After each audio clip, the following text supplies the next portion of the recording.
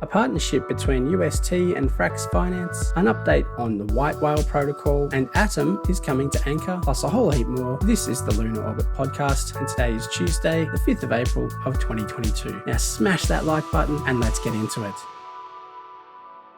So the first thing I wanted to cover was the big news that dropped in the last couple of days about UST and Terraform Labs pairing up with the Redacted Cartel and Frax Finance and also Olympus DAO to basically create a new pool on Curve Finance, which will be the standard for stable swaps between stable coins. Now, this is a really big deal. Basically, it means that the old 3 pool is going to be starved of all of the incentives that it had of Curve tokens, and all those incentives are going to flow in towards the 4 pool. The more liquidity that is paired with UST and Frax via the 4 pool, the more stable its peg will become. It's another good mechanism to keep the peg nice and tight, and this just is really bullish for UST because it means the more and more liquidity that goes into that pool, the more UST that needs to be created to balance that pool. It's created a lot of hype and excitement, and a lot of the naysayers are now starting to take UST and Kwon a bit more seriously, and I've seen a big change in the tone from some of the FUDsters out there on Twitter. It's a massive power play, very bullish for the ecosystem moving forward, and it looks like it's going to be a shift away from DAI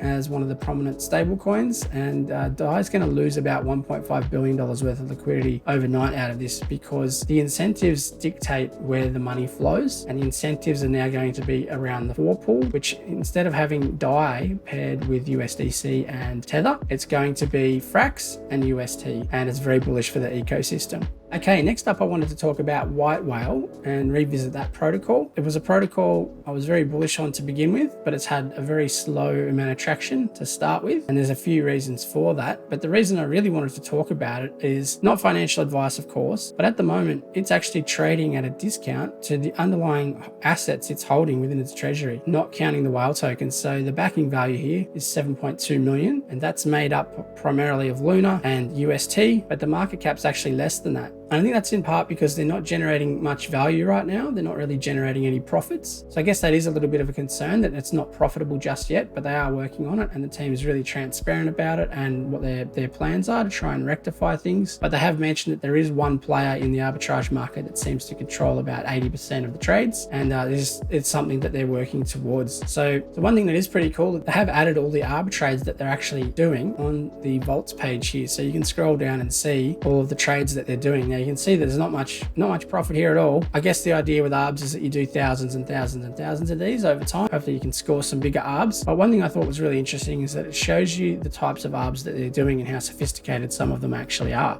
For instance, this one here, it swaps UST for Love on TerraSwap, and then it swaps Love on Loop Finance back to UST, and then it swaps UST on Astroport for Mirror, and then Mirror at UST on Loop. So it's pretty sophisticated ARB. Just that one transaction is going through 3 different exchanges and 4 different assets to make 80 cents. It goes to show you how complex they've managed to get their bots working, which is quite encouraging, because over time, even if one player does dominate maintaining the UST pegs, there's going to be a whole lot more things that they'll be able to ARB between the more and more tokens that we have on this platform.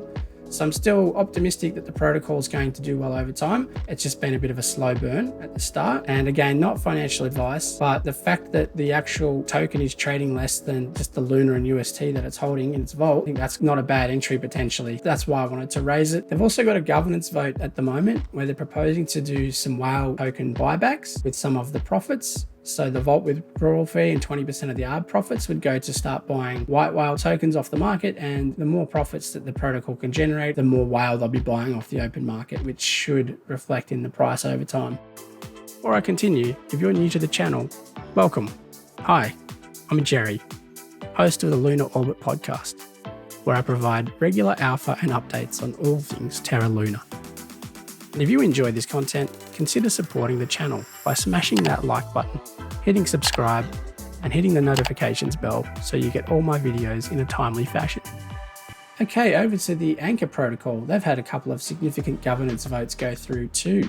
These two governance props have effectively passed, and that's one to raise the loan to value ratio that you can get on BETH up to 75%, which means people who have deposited BETH will be able to borrow more against it. So that's important because we're trying to get more people borrowing in Anchor rather than just dumping UST on the earned side. And also Atom is coming to Anchor. It should be here very soon, I would think. So the last time when they had a vote about SAVAX, I think it was a day or two after it had ended, that suddenly it appeared on Anchor. So we're going to have Atom here really soon. The fact that Terra is a Cosmos chain means a lot of our users are pretty familiar with Cosmos and the IBC. So hopefully that attracts quite a lot of deposits. That should help with the Anchor protocol's sustainability over time, which has been a bit of an issue. And I've just noticed that there's also a new prop that's gone up today. And the idea behind this one is that they're going to stop the airdrops and put the remaining ANC tokens in the community pool. So essentially the DAO would own those tokens, and I guess they could work out what they wanted to do with them over time. Speaking of curve wars, the ASTRO Wars are coming to Terra, and Retrograde Money, who are basically going to be a similar protocol to Convex Finance on Ethereum, they're going to be doing an airdrop to ASTRO holders. So this just dropped, this tweet, and they haven't gone into any of the details yet, but they have said Discord members will hear of airdrop details first. So it might be worth jumping into the Discord if you haven't already on Retrograde Money. I'd say there's a really good chance you're going to get some of the initial retro token airdrop. Also, while we're on the subject of ASTRO Wars, there's been another competitor enter the space. Reactor Money has announced itself as another competitor, and they have this Medium post here explaining about how they work. So the concept is the same here as it is with Retrograde Money. It allows people to stake their LP positions and get boosted returns without holding the underlying token that is staked, and the people that hold the token can lock it up inside the reactor and get higher returns than they would normally themselves. So Reactor and Retrograde Money are going to be going head to head, trying to get as many of these governance tokens as possible. We've also got Apollo DAO in that space collecting a bunch of ASTRO tokens. So it's going to be a really wild few weeks seeing how this plays out and who gains market share, but there's going to be lots of incentives for our governance tokens and our LP positions in Astroport.